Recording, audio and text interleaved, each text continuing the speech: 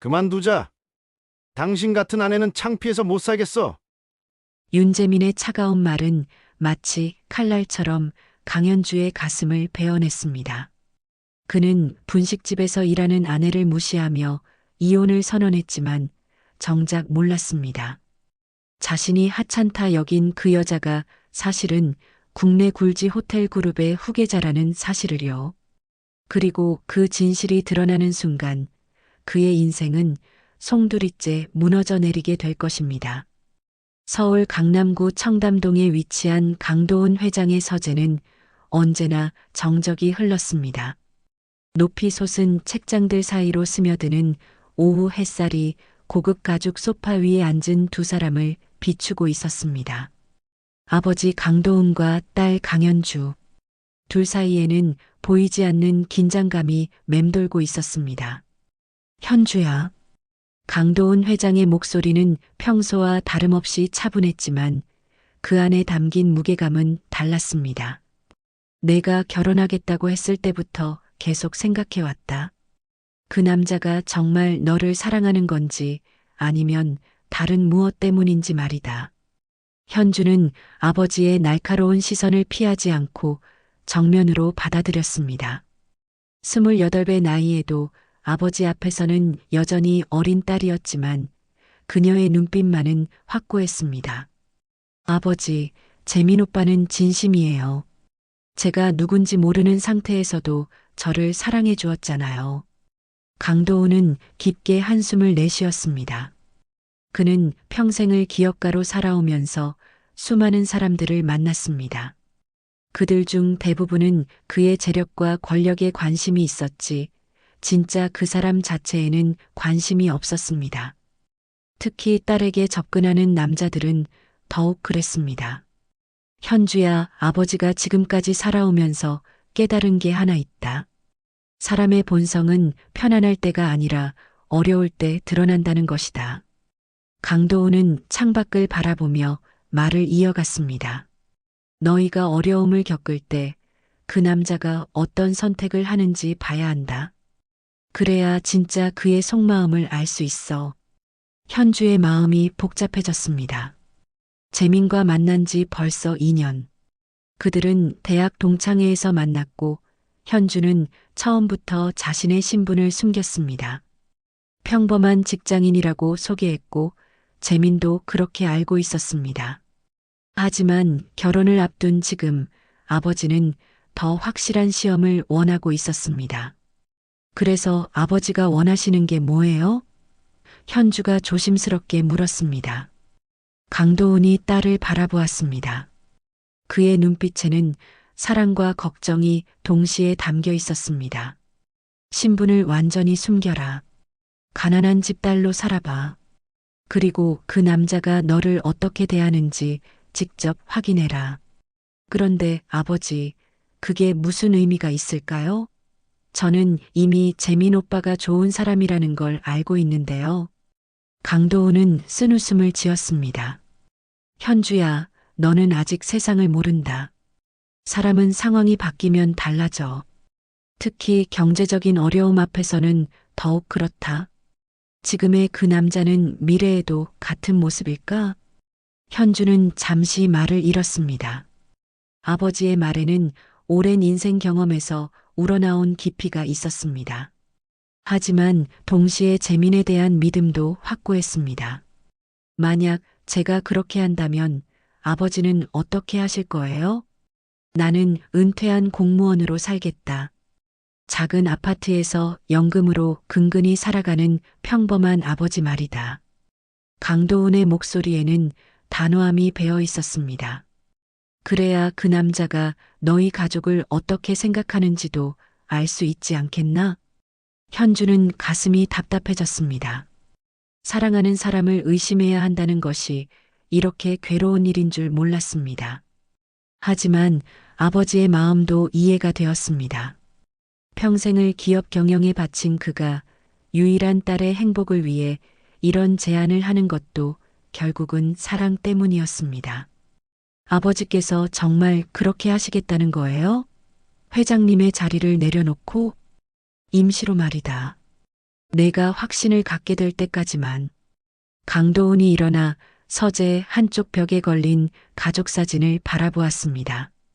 현주의 어머니가 세상을 떠나기 전 마지막으로 찍은 가족 사진이었습니다. 내 어머니도 살아계셨다면 같은 말을 했을 거다.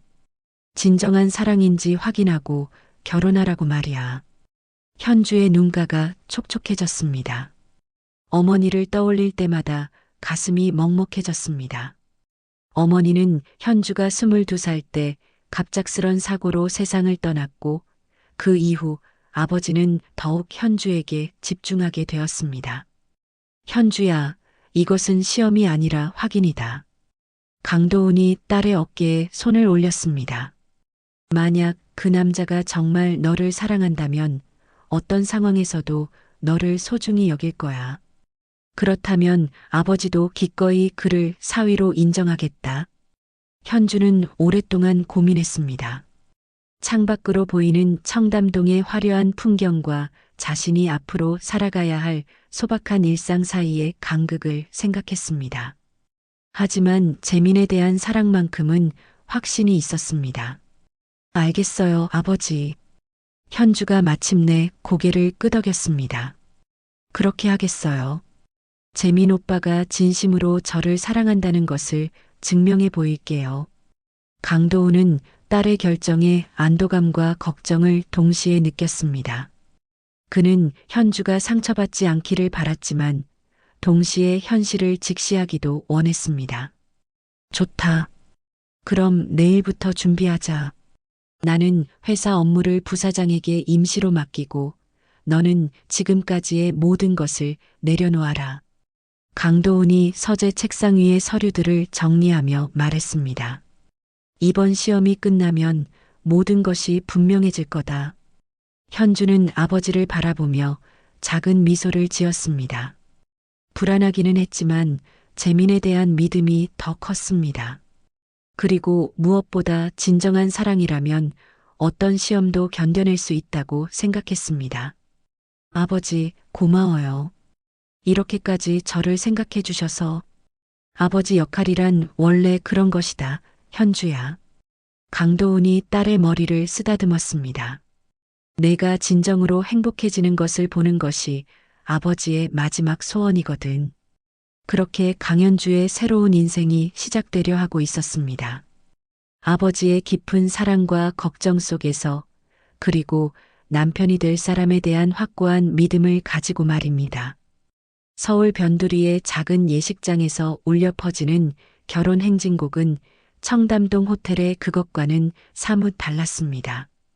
화려한 샹들리에 대신 형광등이, 생화 대신 조화가 예식장을 장식하고 있었습니다.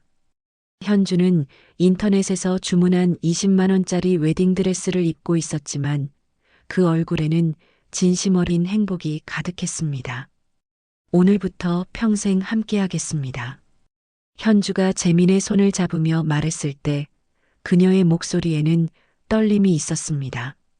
하지만 그것은 두려움이 아니라 기대와 설렘이었습니다. 재민은 현주를 바라보며 미소 지었습니다. 나도 현주야. 비록 많은 걸 해주지는 못하지만 내 마음만큼은 진심이야. 예식장 뒤편에 앉은 강도훈은 평범한 정장을 입고 조용히 딸의 결혼식을 지켜보고 있었습니다. 주변 사람들에게는 공기업에서 35년간 근무하다 은퇴한 평범한 공무원으로 소개되었습니다. 그의 얼굴에는 복잡한 감정이 교차했습니다. 딸이 행복해하는 모습을 보니 안심이 되면서도 한편으로는 이 모든 것이 시험이라는 사실이 마음을 무겁게 했습니다. 재민의 부모님과 친구들은 현주의 소박한 집안 배경에 대해 수군거렸습니다. 재민이가 좀 아까운 것 같은데. 그래도 현주 씨가 착하니까 잘 살겠지. 이런 말들이 현주의 귓가에 들렸지만 그녀는 개의치 않았습니다. 사랑하는 사람과 함께라면 무엇이든 할 수 있다고 믿었기 때문입니다.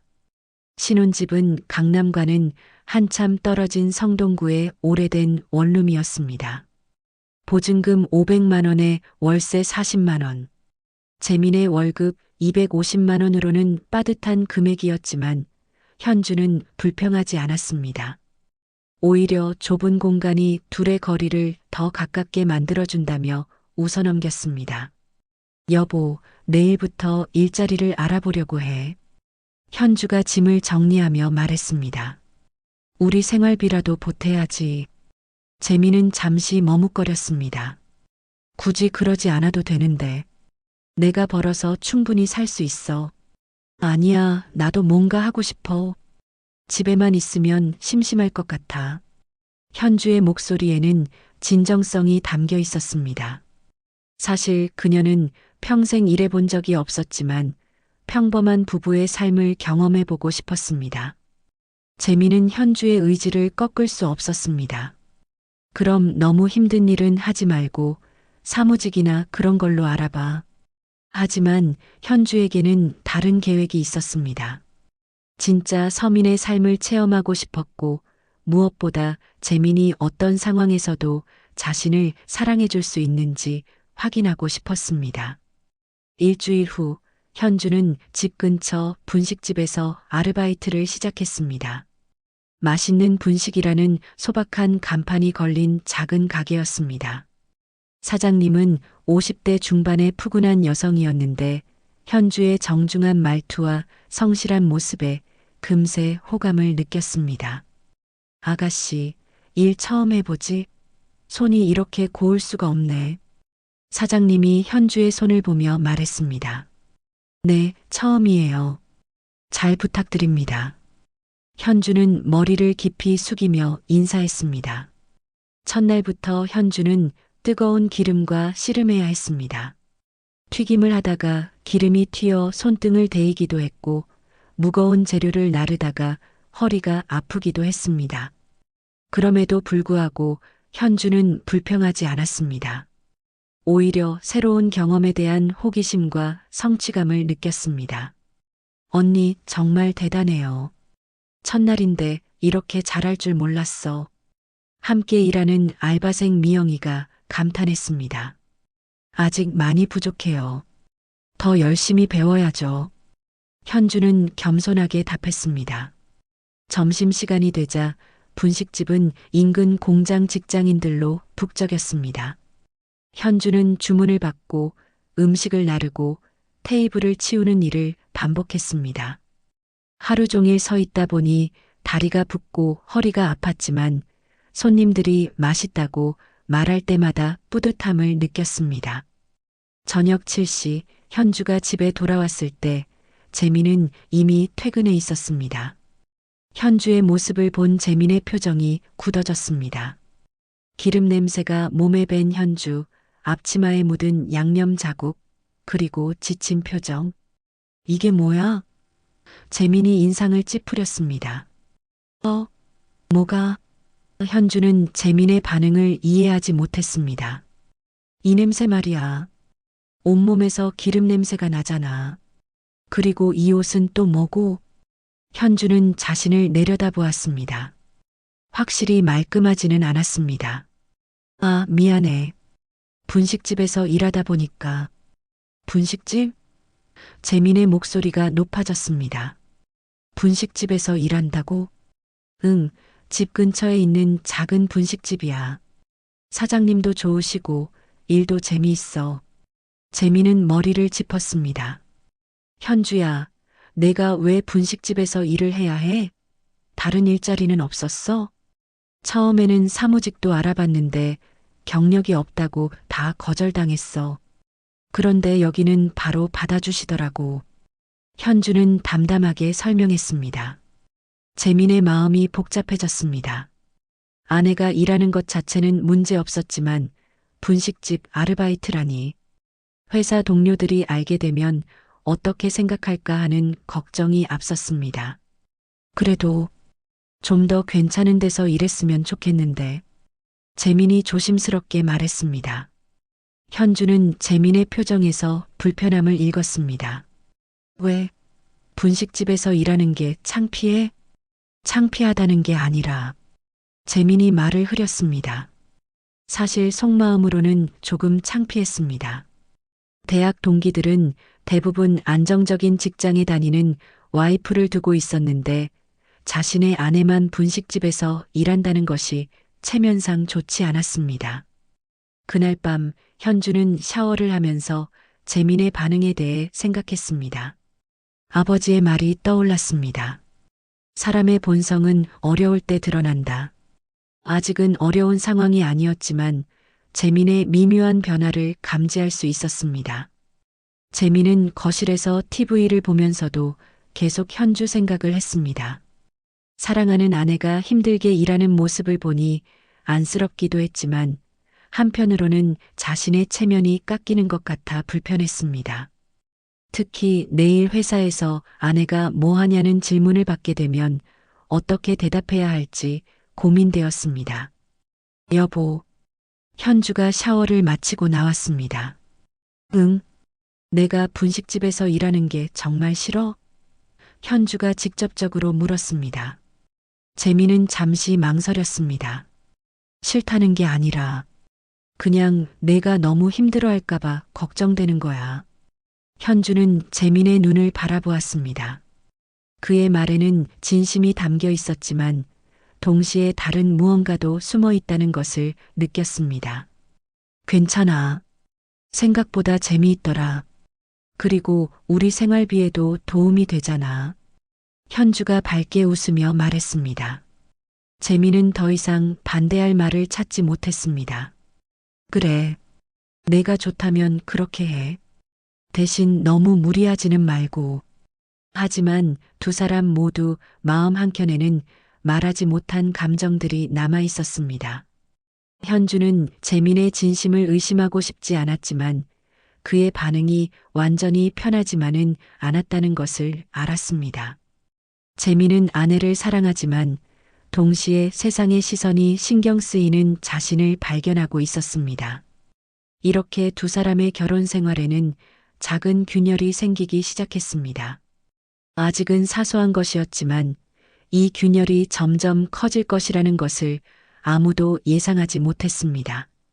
결혼한 지 2달이 지난 어느 금요일 저녁 현주는 평소보다 늦게 집에 돌아왔습니다. 분식집에서 갑자기 손님이 몰려 정신없이 바쁜 하루를 보냈기 때문이었습니다. 온몸에서는 여전히 기름 냄새가 났고 앞치마에는 떡볶이 국물이 여기저기 튀어 있었습니다. 재민은 소파에 앉아 TV를 보고 있었는데 현주가 들어오자 인상을 찌푸렸습니다. 또 이 시간에 들어와? 미안해. 오늘 손님이 많아서 늦어졌어. 현주가 피곤한 표정으로 신발을 벗었습니다. 현주야, 솔직히 말해줘. 재민이 TV 소리를 줄이며 돌아봤습니다. 그런 일 언제까지 할 거야? 현주는 재민의 톤에서 평소와 다른 날카로움을 느꼈습니다. 왜 갑자기 그런 말을 해? 갑자기가 아니야.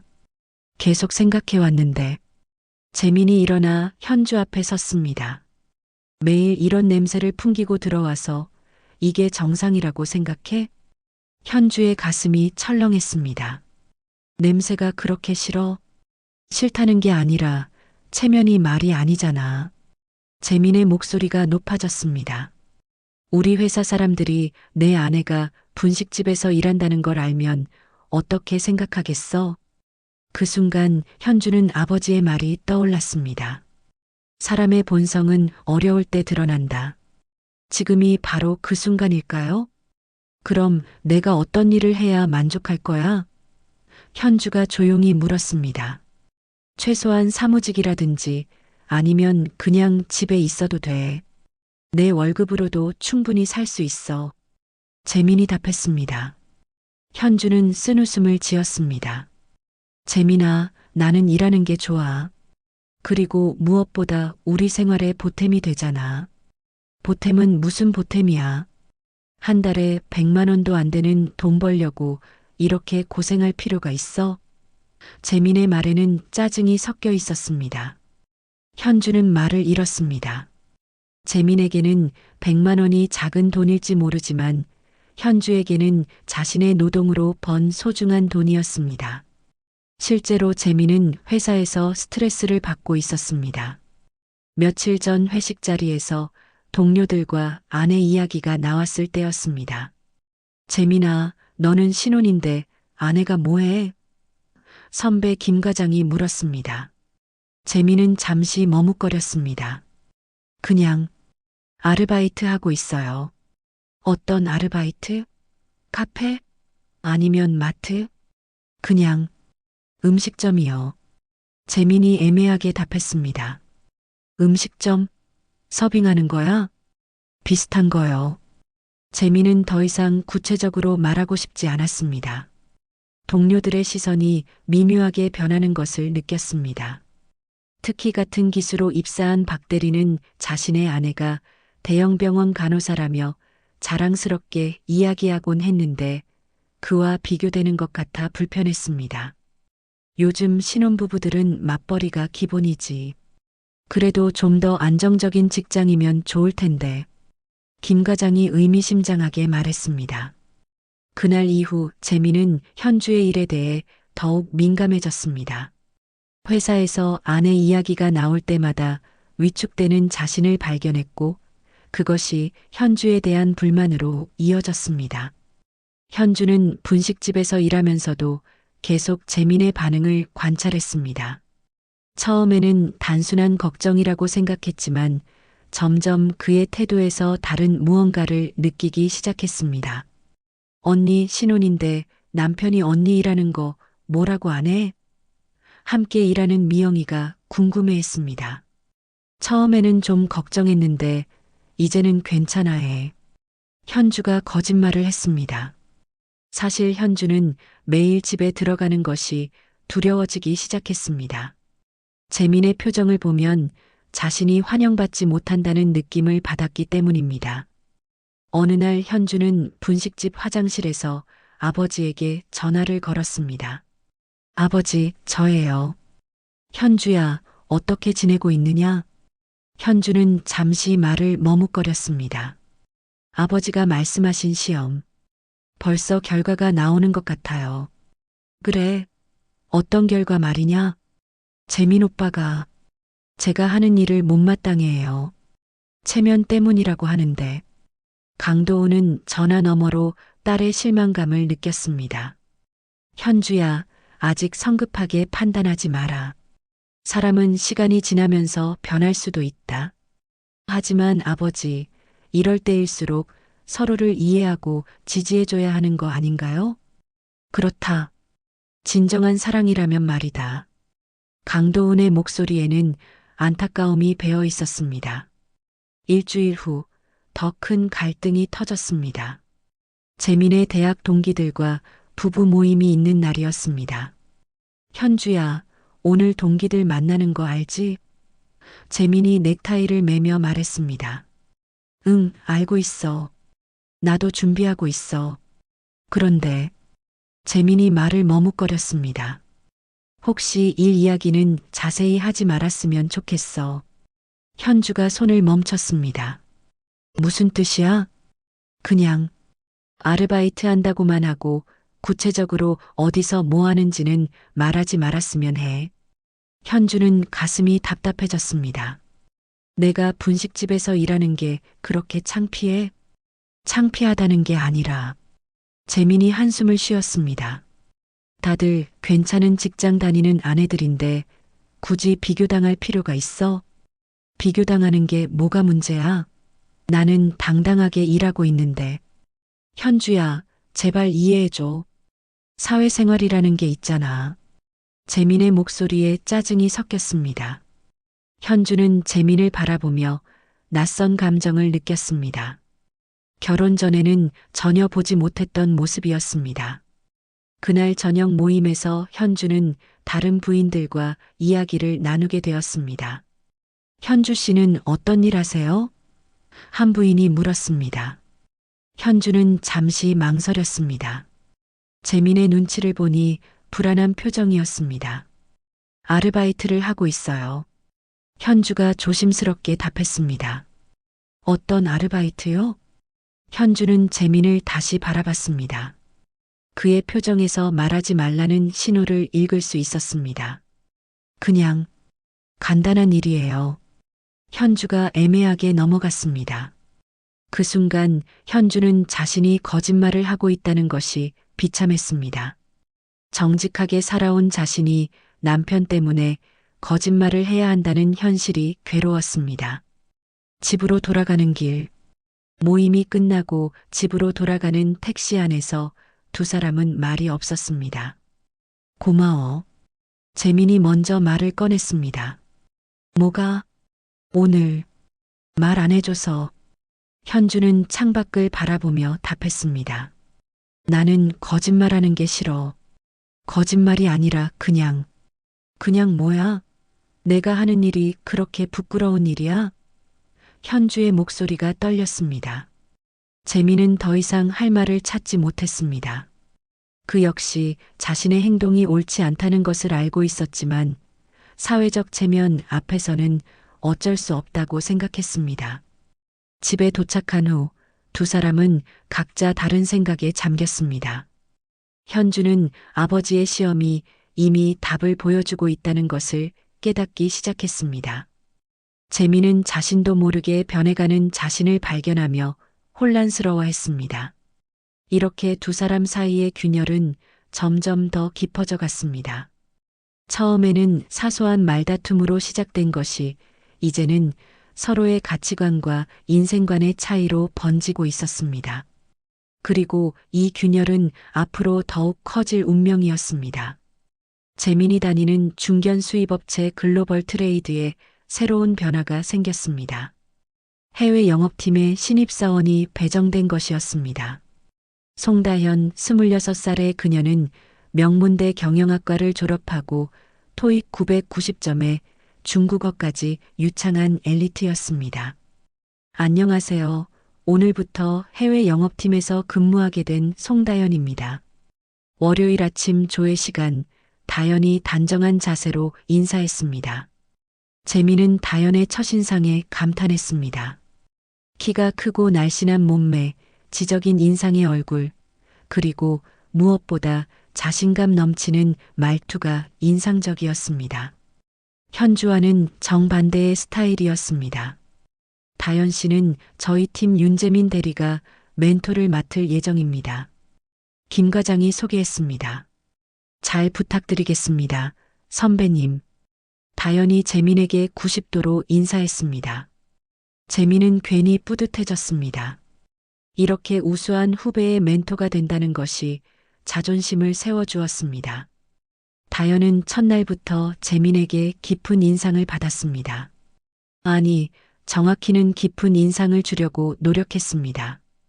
그녀는 재민의 배경을 미리 조사해왔고 그가 어떤 스타일을 좋아하는지도 파악하고 있었습니다. 선배님, 이 계약서 검토하는 방법을 알려주실 수 있을까요? 다현이 재민의 자리로 다가왔습니다. 은은한 향수 냄새가 풍겼습니다. 물론이지. 여기 봐. 이 조항이 특히 중요한데. 재민이 설명하기 시작했습니다.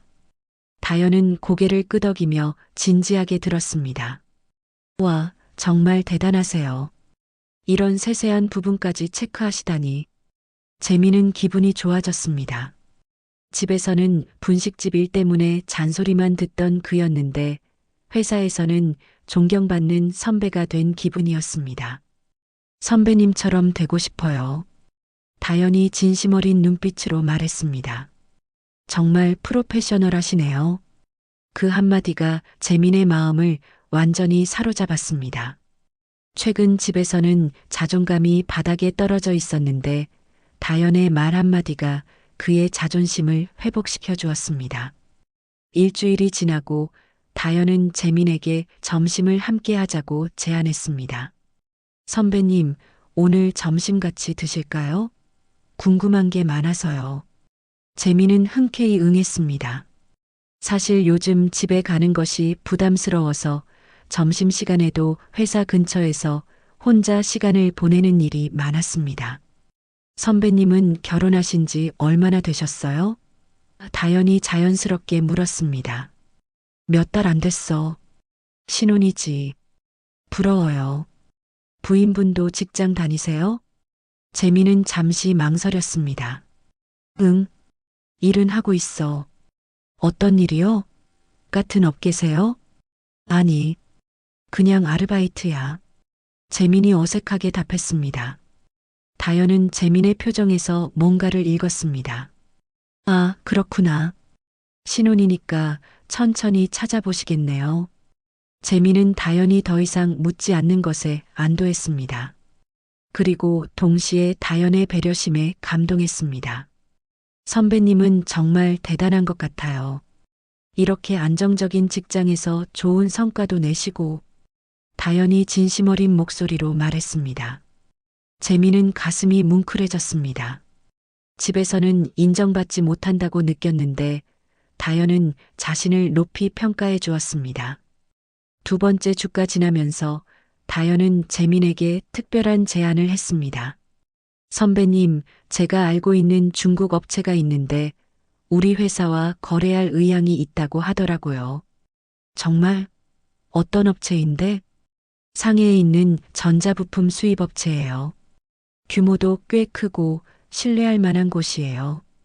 다현이 자료를 꺼내 보여주었습니다. 재민은 자료를 살펴보며 놀랐습니다. 정말 괜찮은 업체였습니다. 만약 이들과 계약을 성사시킨다면 큰 성과가 될 것 같았습니다. 다현아, 이거 어떻게 알게 된 거야? 제가 중국 교환학생 시절에 알게 된 친구의 아버지 회사예요. 그 친구가 저희 회사 이야기를 하니까 관심을 보이더라고요. 재미는 흥미를 느꼈습니다. 이런 기회는 쉽게 오지 않는 것이었습니다. 그런데 선배님, 다현이 조심스럽게 말을 이어갔습니다. 이런 해외 거래에서는 관계가 중요하잖아요. 신뢰를 쌓기 위한 접대나 그런 것들이 필요할 수도 있어요. 재미는 다현의 말을 이해했습니다. 해외 거래에서는 종종 그런 일들이 있다는 것을 알고 있었습니다. 물론 회사 규정 내에서 하는 거죠? 재민이 확인했습니다. 당연하죠. 하지만 때로는 좀 더 유연한 접근이 필요할 수도 있어요. 다현이 의미심장하게 웃었습니다. 한 달 후, 재민과 다현의 노력으로 중국 업체와의 첫 계약이 성사되었습니다. 생각보다 큰 규모의 계약이었고, 김 과장을 비롯한 팀 전체가 놀라워했습니다. 재민아, 이번 계약 정말 잘했다. 어떻게 이런 업체를 찾았어? 김 과장이 감탄했습니다. 다현이가 많이 도와줬습니다. 재민이 겸손하게 답했습니다. 그래도 결국 성사시킨 건 너잖아. 이번 분기 실적이 크게 올라갈 것 같은데? 재민은 뿌듯했습니다. 오랜만에 느끼는 성취감이었습니다. 집에서는 매일 스트레스만 받았는데 회사에서만큼은 인정받는 기분이었습니다. 그날 저녁 회식에서 재민은 팀원들의 칭찬을 받으며 기분이 좋아졌습니다. 다현도 옆에서 선배님 덕분이에요라며 겸손하게 말했지만 재민을 바라보는 눈빛에는 존경과 다른 무언가가 섞여 있었습니다. 계약 성사 후 며칠 뒤 다현이 재민에게 조심스럽게 다가왔습니다.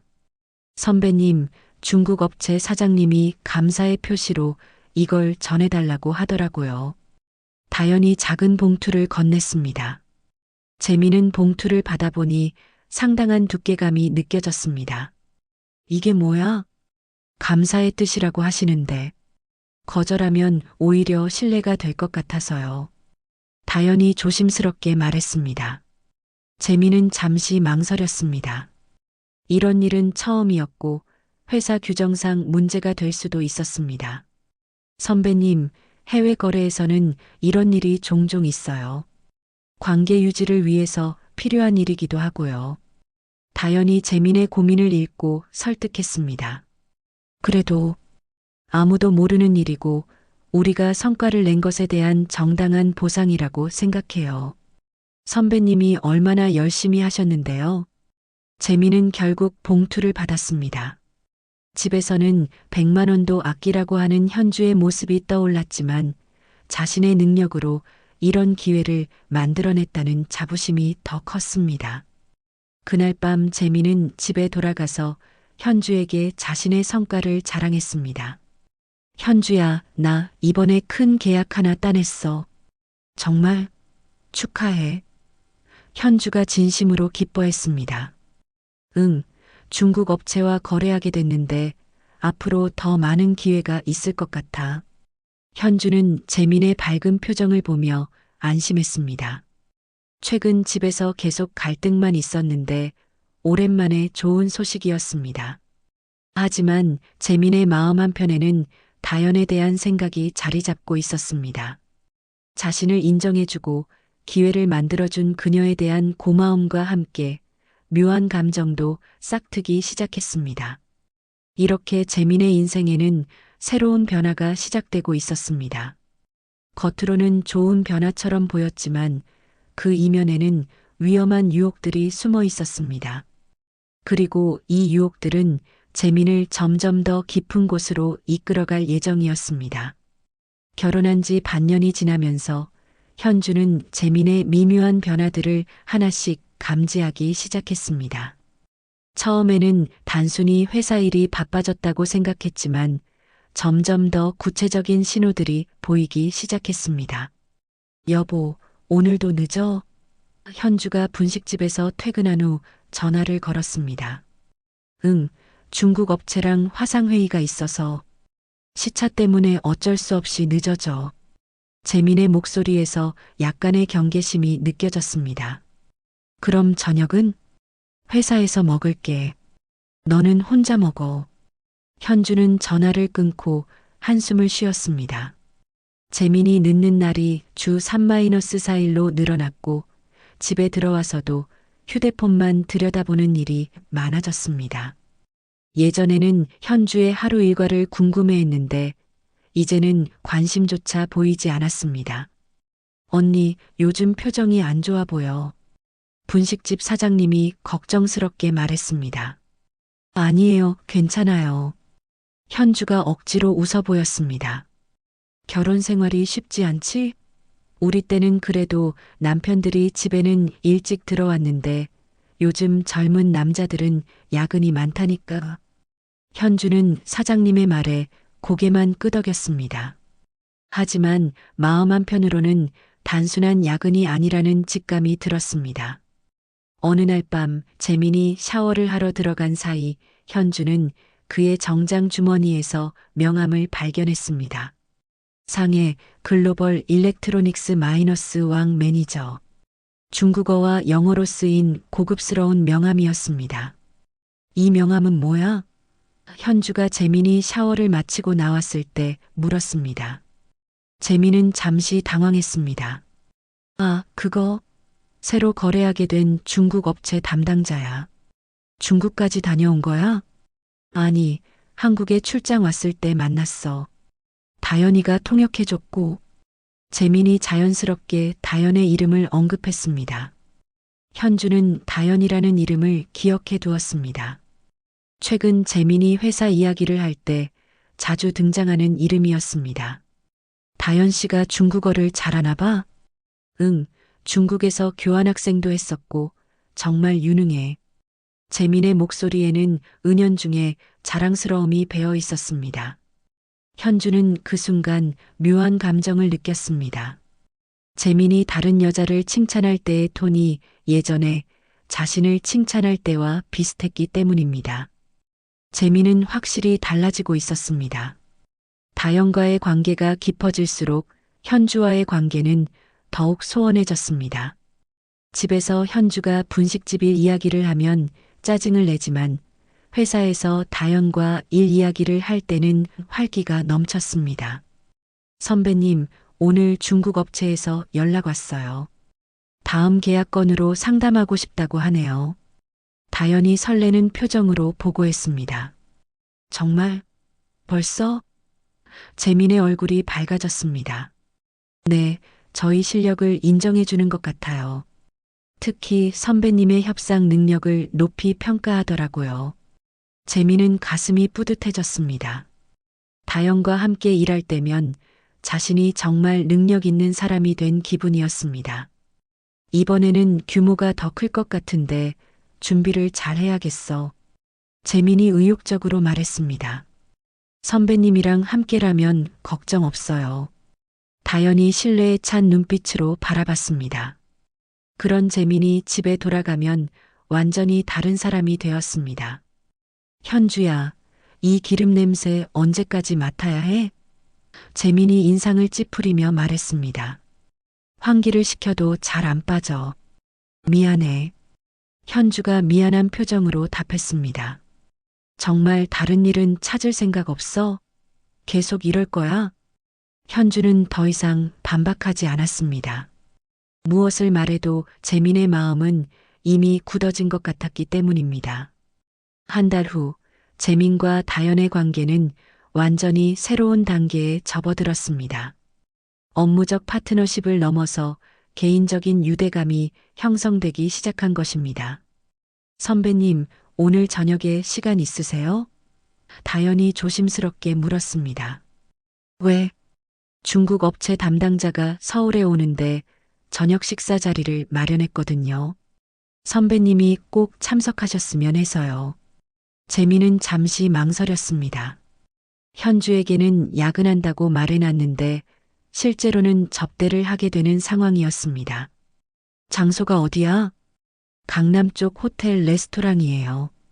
격식 있는 자리라서 좀 정중하게 하려고요. 재민은 결국 참석하기로 했습니다. 현주에게는 중요한 회의가 늦어져서 못 들어갈 것 같다고 문자를 보냈습니다. 그날 저녁 식사 자리는 재민에게 새로운 경험이었습니다. 고급 호텔의 중식당에서 중국 업체 임직원들과 함께한 만찬은 그동안 경험해보지 못한 세계였습니다. 다연은 유창한 중국어로 통역을 해주며 재민을 빛내주었습니다. 윤 대리님, 정말 전문적이시네요. 우리가 한국에서 만난 담당자 중 가장 신뢰할 만합니다. 중국 업체 사장이 다연의 통역을 통해 말했습니다. 재민은 기분이 좋아졌습니다. 이런 대접을 받아본 적이 없었기 때문입니다. 식사가 끝난 후 중국 업체 사장은 재민에게 또 다른 봉투를 건넸습니다. 이번 계약에 대한 감사의 표시입니다. 다연이 통역하며 재민에게 눈짓했습니다. 재민은 이번에는 별다른 고민 없이 봉투를 받았습니다. 이미 이런 일에 익숙해져 있었고 무엇보다 자신이 그럴 자격이 있다고 생각했습니다. 그날 밤 재민이 집에 들어온 것은 밤 11시가 넘어서였습니다. 현주는 거실에서 기다리고 있었습니다. 정말 늦었네. 회의가 그렇게 오래 걸렸어? 현주가 물었습니다. 응, 중국 시간에 맞춰서 화상회의하느라고. 재민이 거짓말을 했습니다. 현주는 재민에게서 은은한 술 냄새가 나는 것을 눈치챘습니다. 화상회의를 했다면서 술 냄새가 나는 것이 이상했습니다.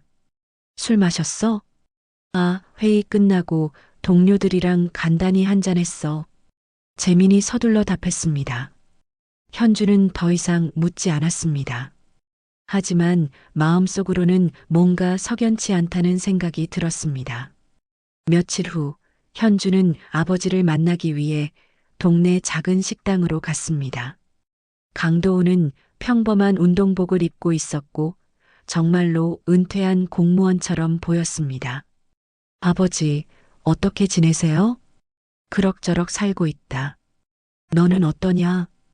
현주는 잠시 말을 망설였습니다. 아버지가 하신 시험, 결과가 나오고 있는 것 같아요. 어떤 결과 말이냐? 재민 오빠가 변하고 있어요. 처음에는 제가 하는 일을 못마땅해 하더니 이제는 아예 관심도 없어 보여요. 강도우는 딸의 표정에서 실망감을 읽었습니다. 구체적으로 어떻게 변했느냐? 늦는 날이 많아졌고 집에 와서도 딴 생각을 하는 것 같아요. 그리고 현주가 말을 멈췄습니다. 그리고 다른 여자 이름을 자주 언급해요. 회사 후배라고 하는데 강도은의 표정이 굳어졌습니다. 현주야, 아직 성급하게 판단하지는 마라. 하지만 내 직감을 무시하지도 말고 어떻게 해야 할까요? 조금 더 지켜봐라. 그리고 무엇보다 내 자신을 잃지 마라. 강도훈이 딸의 손을 잡았습니다. 이 시험이 끝나면 모든 것이 분명해질 것이다. 현주는 아버지의 말에 고개를 끄덕였습니다. 하지만 마음 한편으로는 이미 답을 알고 있는 것 같았습니다. 그 무렵 재민은 이미 돌이킬 수 없는 선을 넘고 있었습니다. 중국 업체와의 거래에서 정상적인 절차를 우회하는 일들이 많아졌고 그 대가로 받는 금품의 규모도 커지고 있었습니다. 선배님, 이번 거는 좀 더 조심스럽게 처리해야 할 것 같아요. 다연이 조심스럽게 말했습니다. 왜? 제품 품질 검사를 좀 더 유연하게 처리해 달라고 하더라고요. 재민은 그 의미를 이해했습니다. 기준에 맞지 않는 제품도 통관시켜 달라는 뜻이었습니다. 그런 건 위험하지 않아? 위험하긴 하지만 보상도 그만큼 클 거예요. 다연이 의미심장하게 웃었습니다. 재민은 잠시 고민했지만 결국 고개를 끄덕였습니다.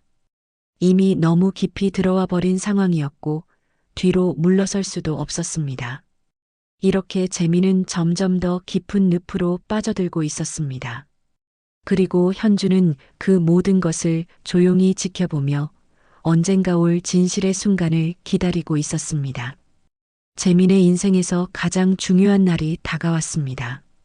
6개월간 다영과 함께 공들여 준비한 대형 프로젝트의 결실을 맺는 날이었습니다. 서울 프리미엄 호텔 그룹과의 전략적 파트너십 계약 발표였습니다. 재민아, 긴장되지?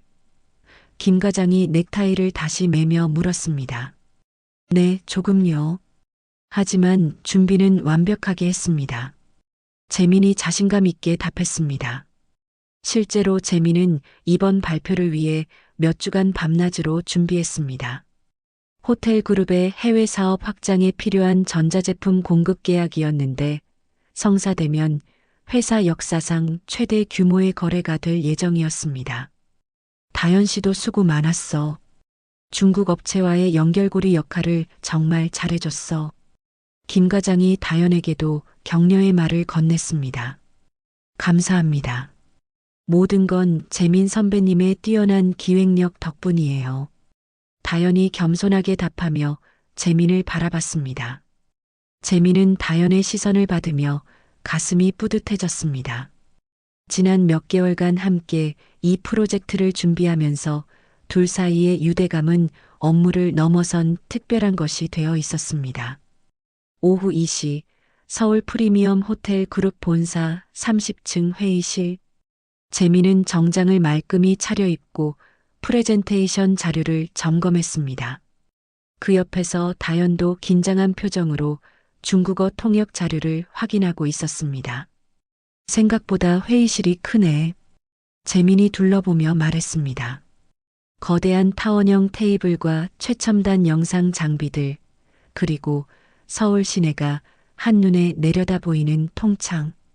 재민은 이런 고급스러운 회의실에서 발표하는 자신이 자랑스러웠습니다. 선배님이라면 문제 없어요. 지금까지 해온 걸 보면 완벽할 거예요. 다연이 격려했습니다. 재민은 미소를 지었습니다. 다연아, 정말 고마워. 너 없었으면 이런 기회도 없었을 거야. 무슨 말씀이에요? 저야말로 선배님께 많이 배웠어요. 두 사람이 대화를 나누고 있을 때 회의실 문이 열렸습니다. 안녕하세요. 글로벌 트레이드에서 오셨죠? 문 앞에 나타난 것은 30대 초반으로 보이는 세련된 여성이었습니다. 고급스러운 정장을 입고 있었고 자신감 넘치는 모습이었습니다. 재민은 순간 그 여성의 얼굴을 보고 얼어붙었습니다. 현주였습니다. 하지만 현주는 완전히 다른 모습이었습니다. 평소 집에서 보던 소박한 모습이 아니라 완벽하게 차려입은 비즈니스 우먼의 모습이었습니다.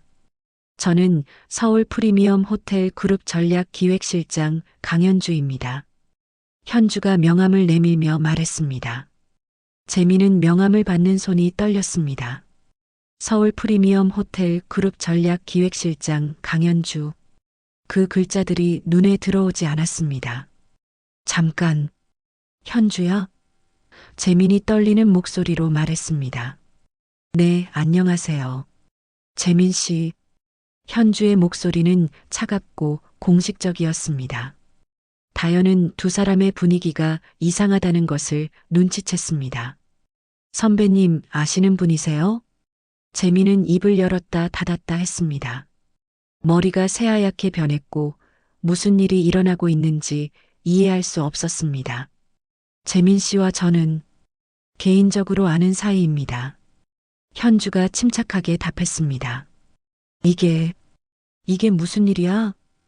재민이 겨우 말을 짜냈습니다. 앉으시죠. 프레젠테이션을 들어보겠습니다. 현주가 의자를 가리키며 말했습니다. 재민은 다리에 힘이 빠져 의자에 주저앉았습니다. 지난 1년간의 모든 기억들이 머릿속에서 폭풍처럼 돌았습니다. 분식집에서 일하는 아내, 가난한 집안 배경, 그리고 자신이 그녀를 얼마나 무시했는지. 선배님 괜찮으세요? 다현이 걱정스럽게 물었습니다. 재민은 대답할 수 없었습니다. 현주가 자신의 아내라는 것을 어떻게 설명해야 할지, 그리고 지금 이 상황이 무엇을 의미하는지 혼란스러웠습니다. 현주는 재민의 충격받은 표정을 조용히 바라보며 말했습니다. 프레젠테이션 자료를 보여주시겠어요? 재민은 떨리는 손으로 프레젠테이션을 시작했습니다. 하지만 집중할 수 없었습니다. 말이 더듬어지고 순서가 뒤바뀌고 평소 완벽하게 준비했던 내용들이 엉망이 되었습니다. 죄송합니다. 잠시만요. 재민이 물을 마시며 진정하려 했습니다.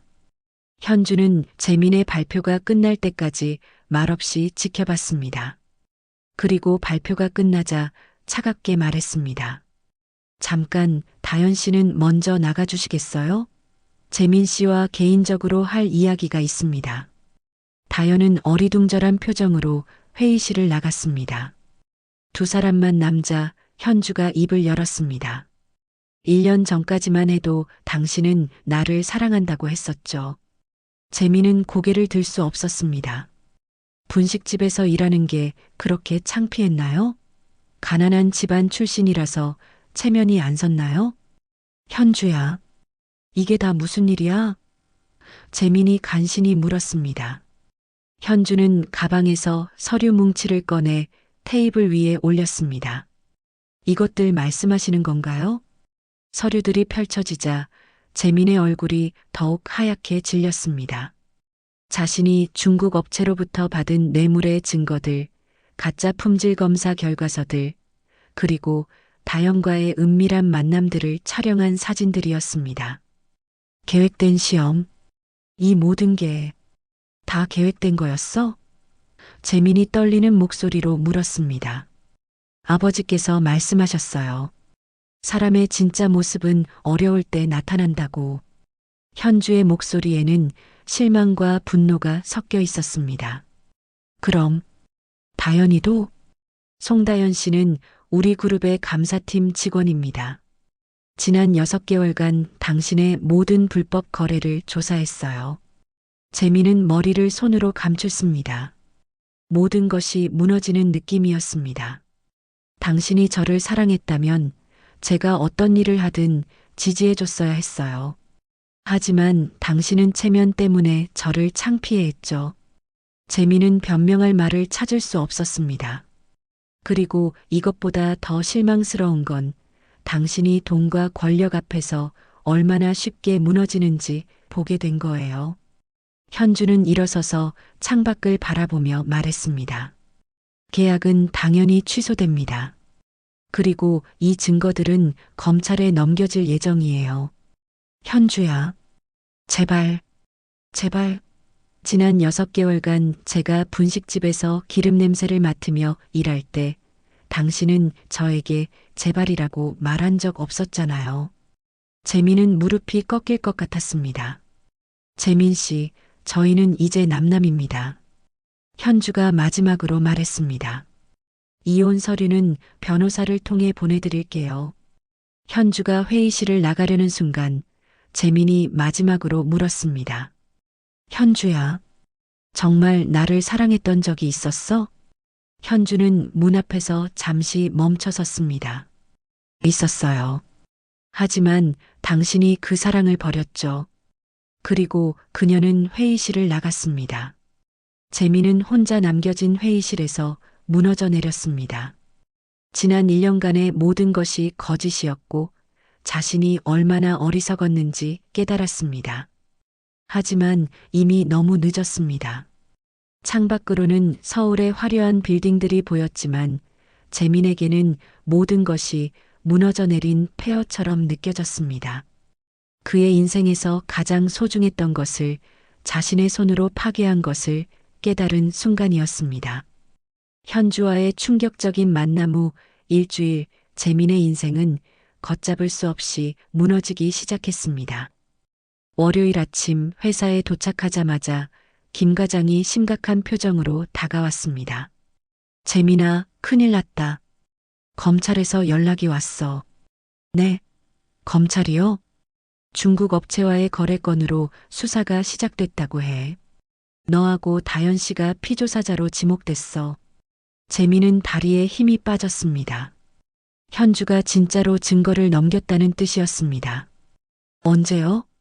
오늘 오후 2시에 출석하라고 하더라. 변호사 선임해야겠어. 김 과장의 목소리에는 걱정이 가득했습니다. 회사 안은 이미 소문으로 들끓고 있었습니다. 해외 영업팀의 에이스로 불리던 재민이 뇌물수수 혐의로 수사를 받는다는 이야기가 퍼져나갔습니다.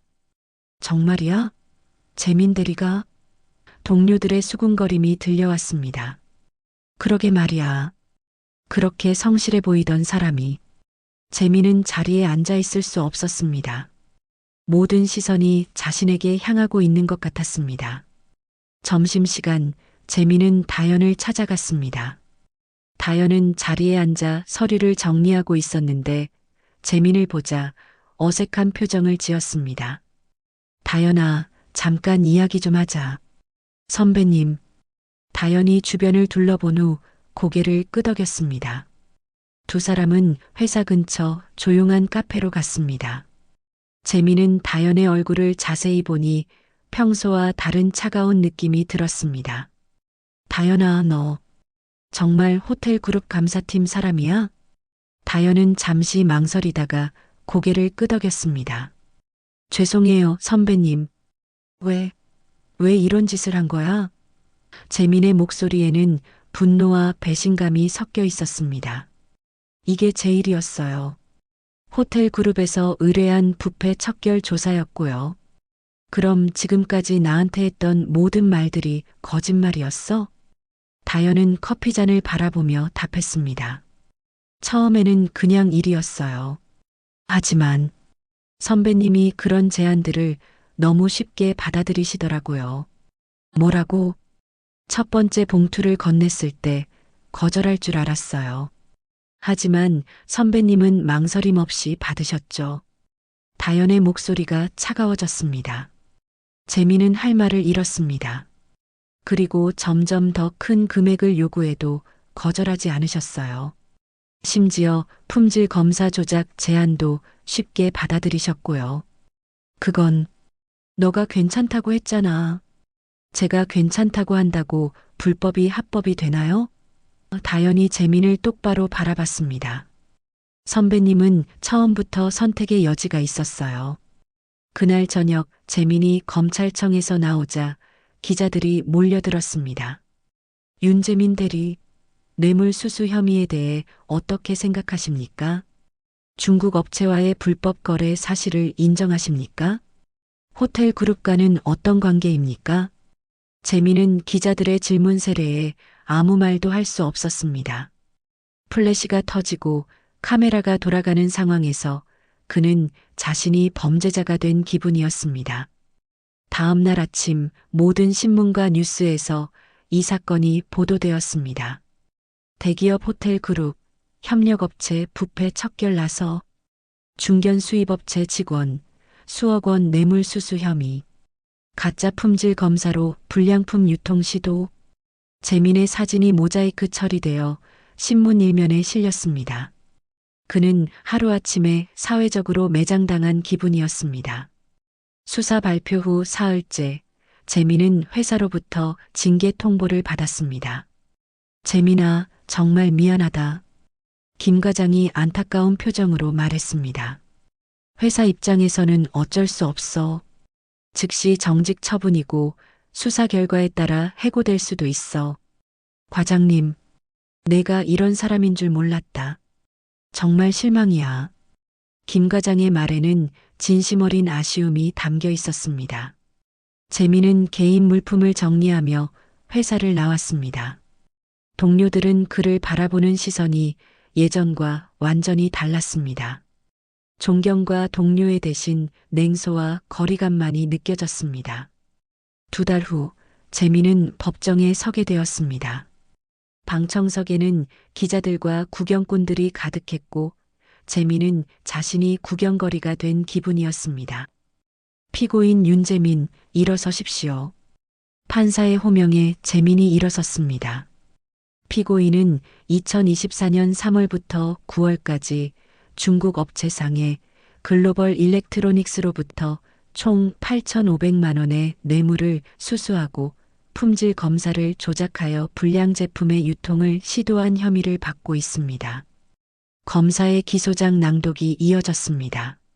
하나하나 자신이 저질렀던 일들이 공개되자 재민은 고개를 들 수 없었습니다. 피고인, 혐의를 인정합니까? 재민은 떨리는 목소리로 답했습니다. 인정합니다. 방청석에서 작은 술렁임이 일었습니다. 재판이 진행되면서 다연도 증인으로 출석했습니다. 그녀는 수사기관의 협조자였기 때문에 처벌을 받지 않았습니다. 증인, 피고인 윤재민이 처음 뇌물을 받을 때 어떤 반응을 보였습니까? 망설임이 있었지만 결국 받아들였습니다. 강요나 협박은 없었습니까? 전혀 없었습니다.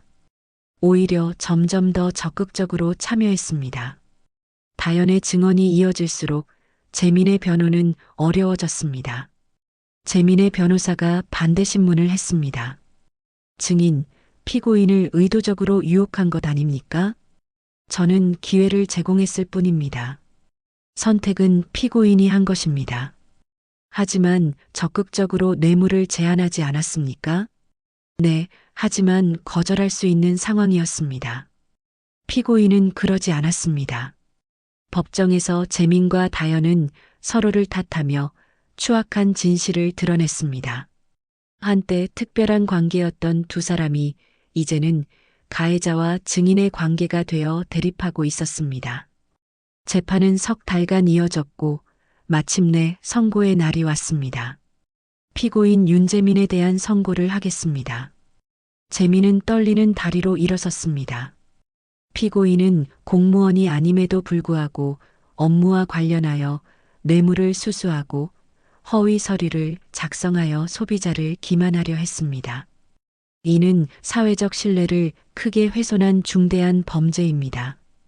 판사의 목소리가 법정에 울려 퍼졌습니다.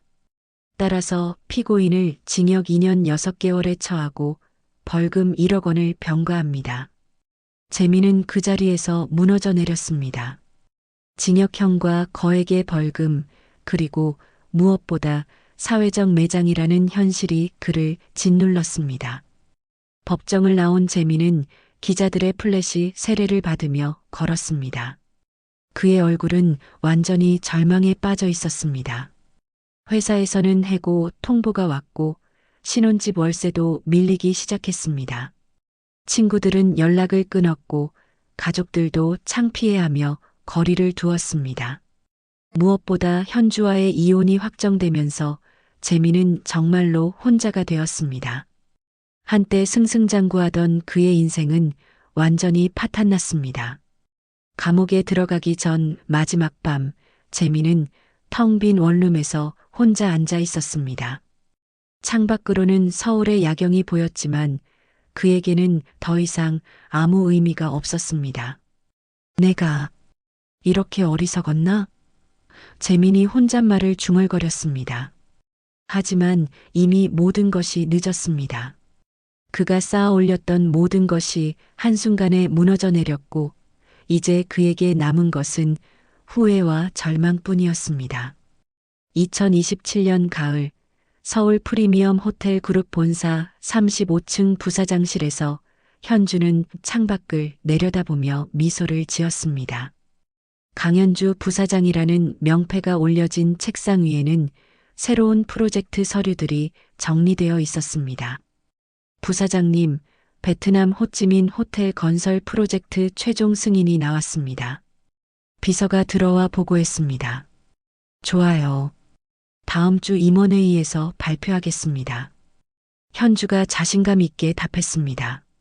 지난 3년간 현주는 아버지의 기대에 부응하며 그룹을 성장시켜 왔습니다. 동남아시아 진출 프로젝트를 성공적으로 이끌었고 이제는 그룹의 미래를 책임지는 핵심 인물이 되어 있었습니다. 현주야, 수고 많았다.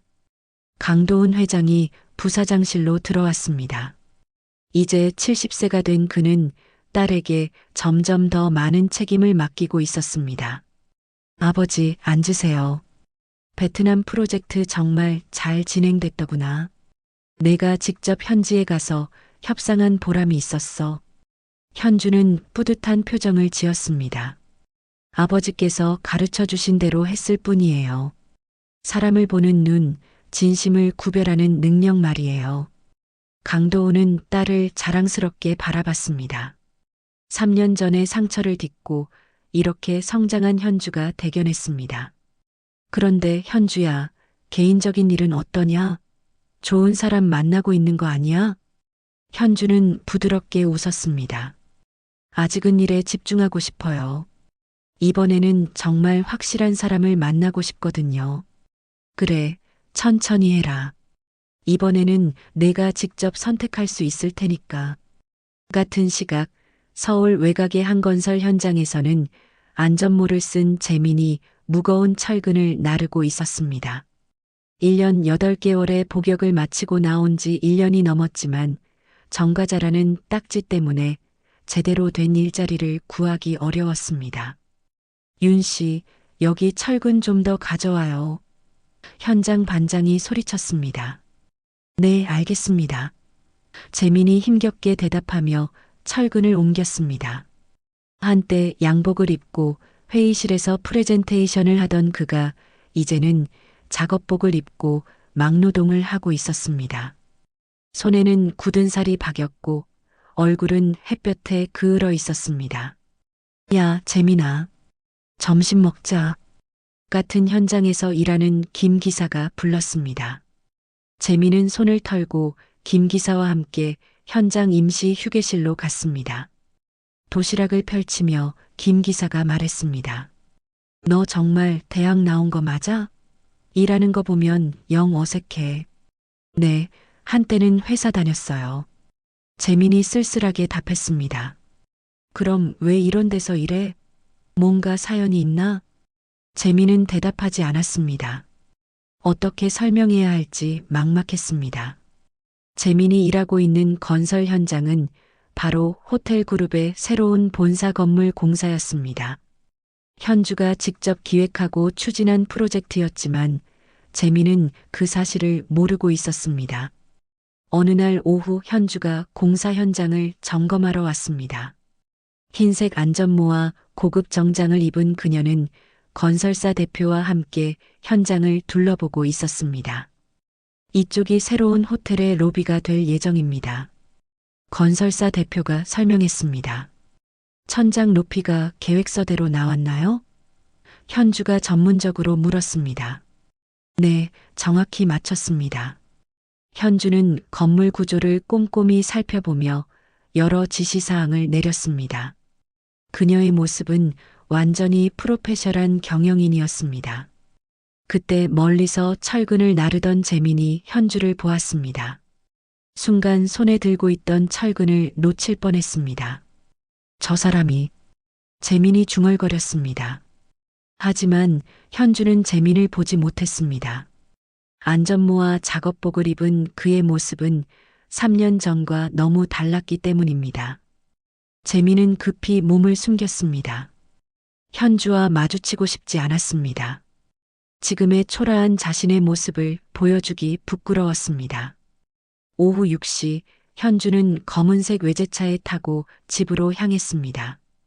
청담동의 고급 아파트, 아버지가 마련해준 새로운 거처였습니다. 차 안에서 현주는 오늘 하루의 일정을 정리하며 내일 계획을 세웠습니다. 기사님, 내일은 8시까지 회사에 도착해야 해요. 네, 알겠습니다. 현주의 삶은 규칙적이고 체계적이었습니다. 매일 새벽 5시에 일어나 요가를 하고 7시에 출근해서 밤 늦게까지 일했습니다. 주말에는 골프나 승마를 즐기며 다른 기업 임원들과 네트워킹을 했습니다. 재민의 하루. 같은 시각, 재민은 현장에서 나와 지하철역으로 향했습니다. 온몸이 뻐근하고 피곤했지만 하루 일당 12만 원이라도 벌어야 했습니다. 지하철에서 재민은 스마트폰으로 구인 광고를 검색했습니다. 하지만 정가자를 받아주는 곳은 많지 않았습니다. 내일도 이 일을 해야 하나. 재민이 한숨을 쉬었습니다. 지하철 창문으로 지나가는 고급 아파트들과 호텔들이 보였습니다. 한때 자신도 그런 곳에서 일했다는 사실이 꿈처럼 느껴졌습니다. 재민이 살고 있는 곳은 역세권의 작은 고시원이었습니다. 월 35만 원짜리 작은 방에는 침대와 책상 그리고 작은 냉장고가 전부였습니다. 재민은 편의점에서 산 컵라면으로 저녁을 해결했습니다. 한때 고급 레스토랑에서 접대를 받던 그가 이제는 1,000원짜리 컵라면이 저녁 식사였습니다. 그때 그녀를 소중히 여겼다면. 재민이 창밖을 바라보며 중얼거렸습니다. 고시원 창문 너머로는 호텔 그룹의 기존 본사 건물이 보였습니다. 화려하게 빛나는 건물을 보며 재민은 자신이 얼마나 어리석었는지 다시 한번 깨달았습니다. 반면 현주는 아버지와 함께 집에서 저녁을 먹고 있었습니다. 정성스럽게 차려진 한식 상차림 앞에서 두 사람은 오늘 하루 있었던 일들을 나누었습니다. 현주야, 오늘 현장 점검은 어땠니? 순조롭게 진행되고 있어요. 내년 봄에는 완공될 것 같아요.